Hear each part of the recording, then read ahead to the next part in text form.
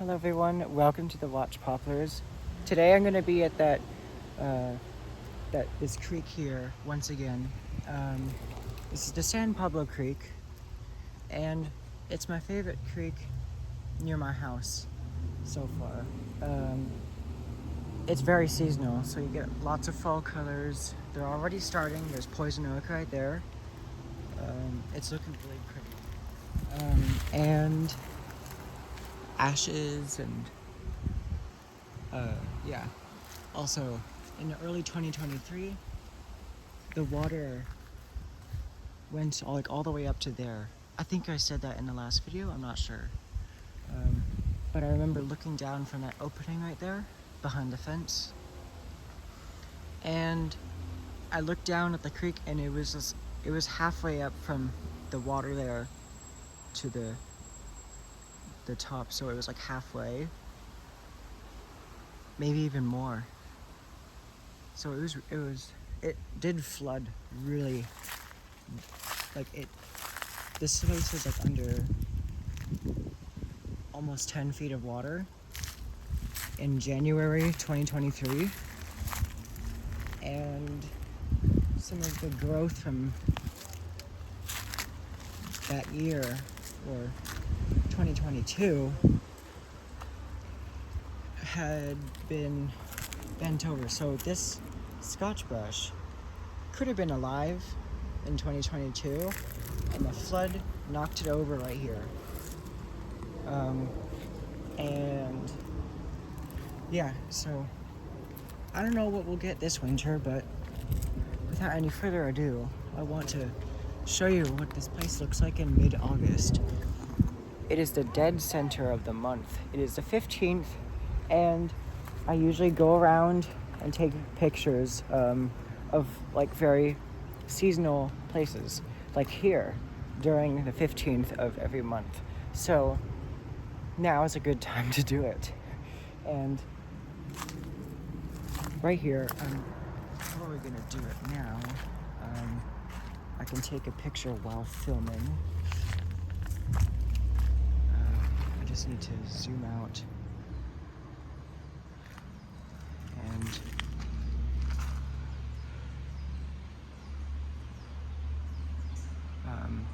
actually, I'll do it after. I already recorded. I am already recording, so I can't. Otherwise, the photo will become sideways. So here's the water. Why is it murky? Because the friends of the Orinda Creek were working on cleaning out the tunnel over there. And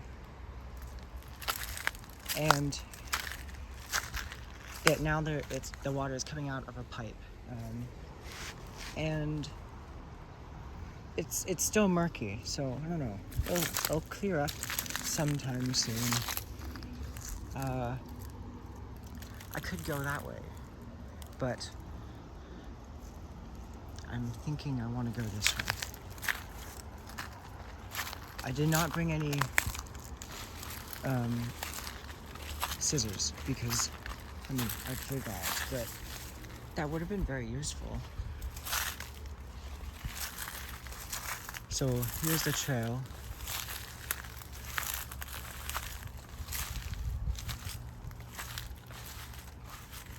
Going down to the dogwood section. Now, sometimes I've seen a bird flying, or it looked like it was flying down this little channel here, this tunnel of ivy. So yeah, it's like a tunnel of some sort. Here are the dogwoods.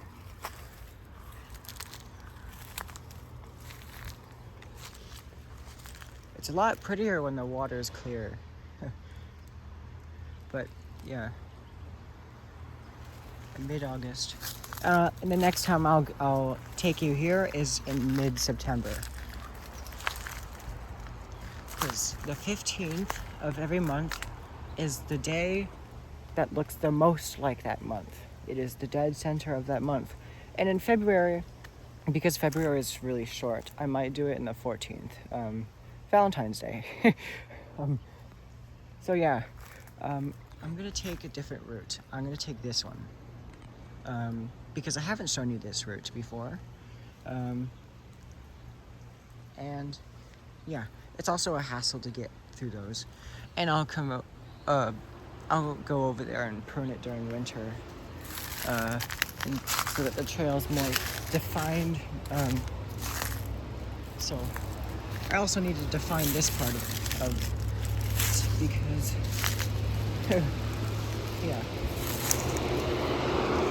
Here's an elderberry tree. I need to get this ivy off of it. Oh, it's really firmly attached. But I mean, it's not really alive. I mean, they grow this tall and then they start to die back, and then they start producing these shoots from the base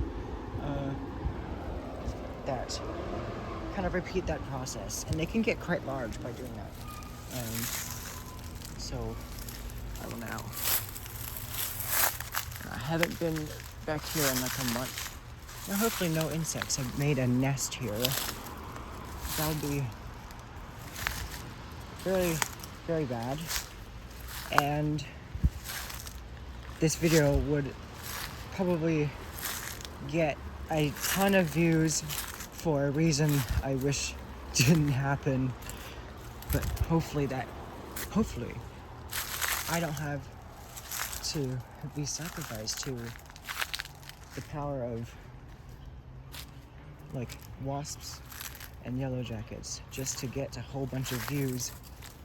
Now, I know a channel called Brave Wilderness, and this guy, he does, like, he goes all over the world, and he kind of, the whole thing about his videos is to make,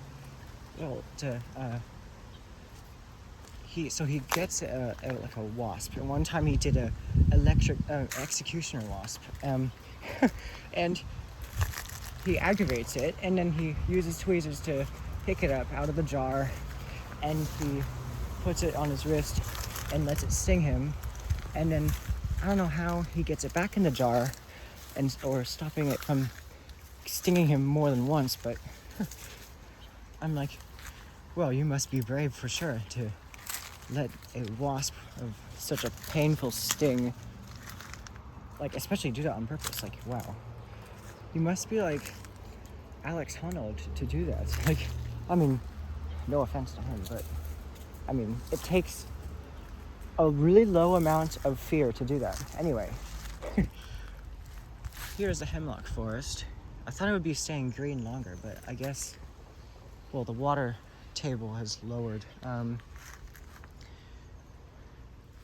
So, yeah. And the mustard is still blooming. I wonder if it actually smells like mustard. No, I don't smell mustard, but that is a mustard plant.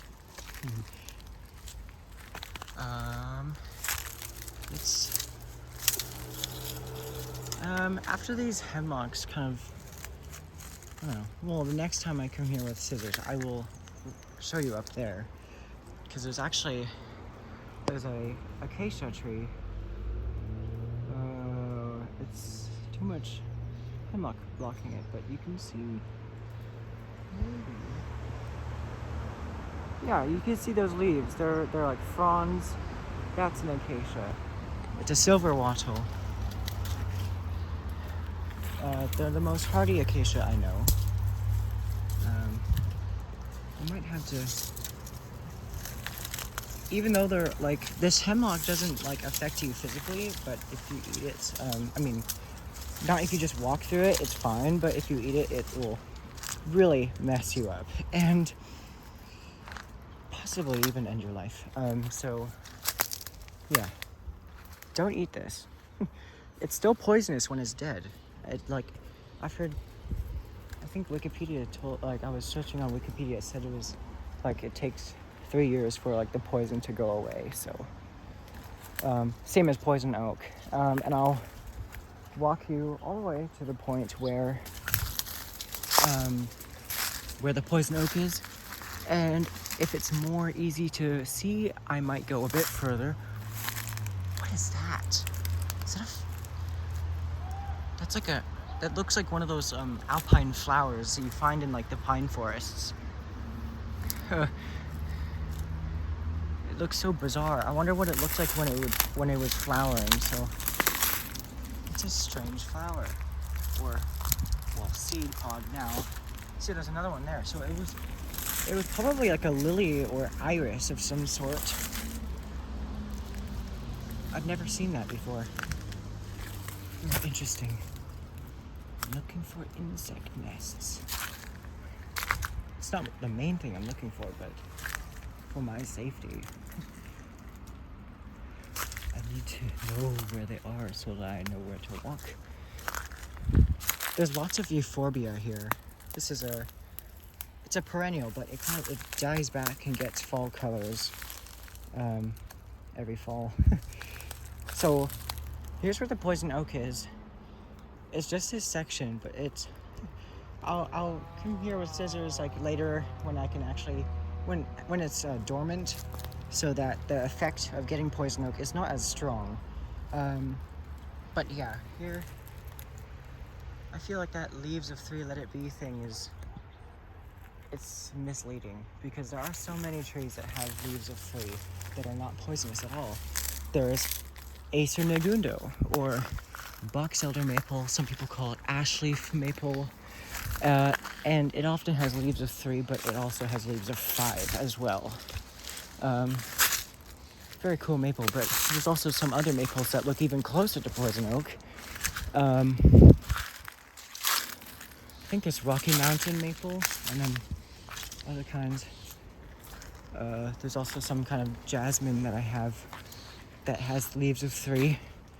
So it is a very misleading phrase. And, you know, I think I learned it from the Scouts, which, now that I think about it, it's like, I don't know. I think the best way to tell if it's poison oak is, you know, if it's that hard to tell the difference between poison oak and another plant, I guess you should just leave any plant that has leaves of 3, just in case. I don't know. But, yeah. And now I want to, I also realized I'm going to have to do a tick check after this. Because they could be on my arms, it could be on my clothes.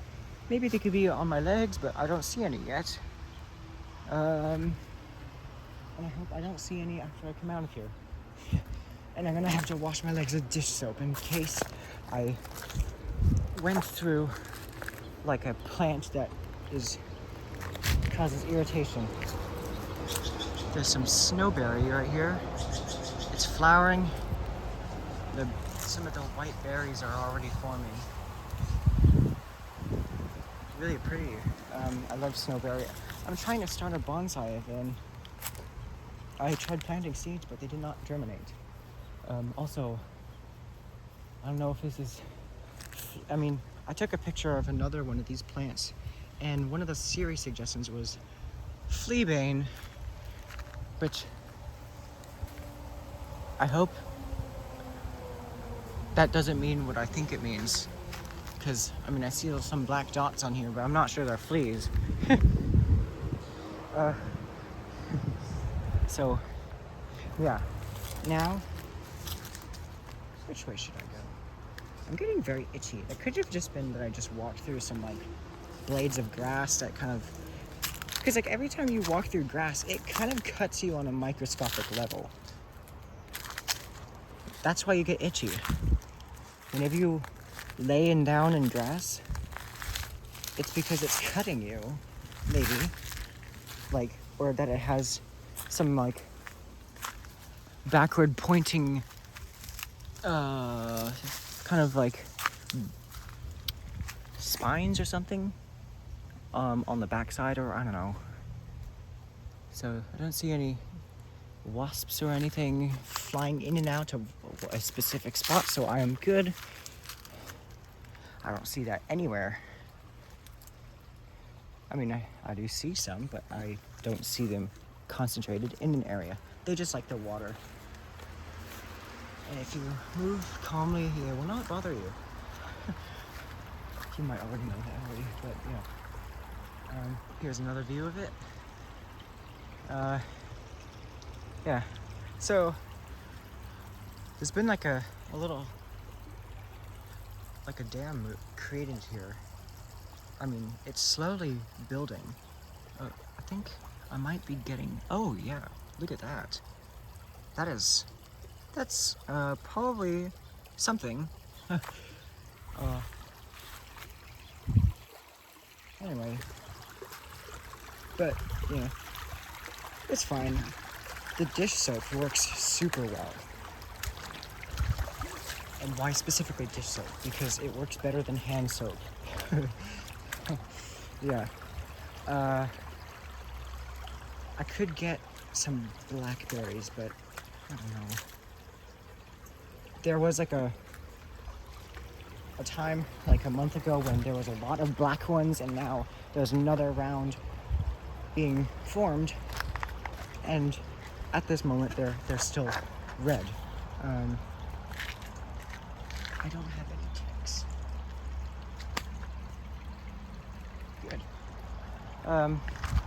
There's nothing much over here. There's a cattail plant right here, and eventually over there's a very deep spot. I guess I could go on until like the video gets to 20 minutes long. Yeah. As someone who does bonsai, if you don't edit a video of you casually repotting a plant, let's say you're a beginner, but let's also consider, what if you are a more advanced person at bonsai and you need to take more time while repotting? You can take like 2 hours casually repotting a bonsai if it's that developed enough, you know, especially if it has a very crazy or complex root system and you need to get the roots arranged in a radial fashion, which is a very golden rule in bonsai. And I don't want to have a 2-hour-long video that is not a live stream.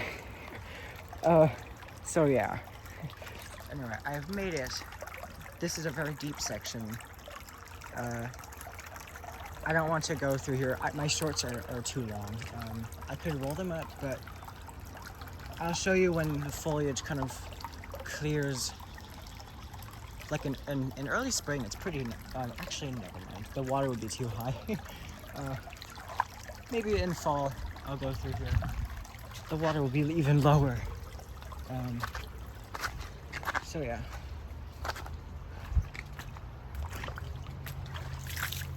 So yeah, this is the cattail plant. It's not ripe yet. In July, I must have seen one that it was, I don't know, like just it's kind of partially broken, one of the cattails, and I thought the seeds were falling out, so I planted them, but they were a bit fleshy and green, so I was like, well, I'm gonna plant them just in case they are ripe, but they didn't. They were not ripe, so I'll have to wait until like October. I think the cattails stay on for quite long. This is really nice. Oh, it's so soft. It's so soft. Oh, uh-oh. I was probably rubbing off a protective layer of fuzz on it. That's why it was soft. Yeah, but sycamores are just so nice. Very, very soft. I mean, there are some lamb's ear that is quite soft, but that was softer than most lamb's ear I've touched. Okay, so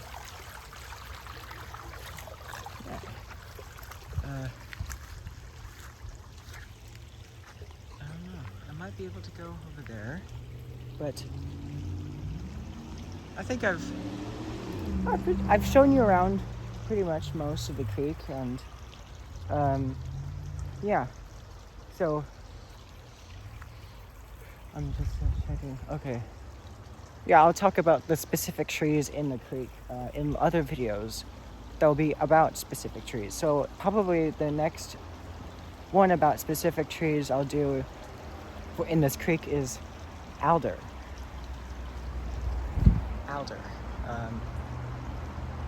These Christmas tree-like ones that go straight. Yeah, so, and then maybe I'll do a willow episode or video, and I'll just keep going through. I'll do sycamore, sycamores, and I might do dogwood, and yeah, maybe that kind of willow. There's a different kind of willow that's going right here.